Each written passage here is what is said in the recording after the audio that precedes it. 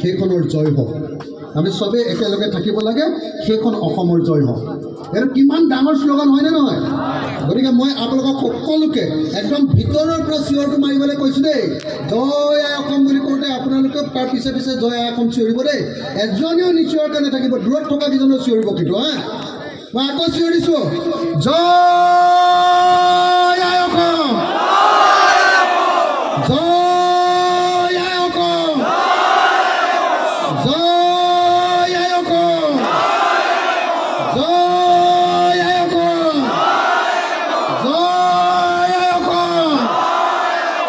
বহুত মানুহে মুছলমান মানুহক বদনাম দিয়ে বোলে পাকিস্তান ক্ৰিকেটত জিকিলে বোলে এওঁলোকে পাকিস্তানক সমৰ্থন কৰে বুলি হয়নে নহয়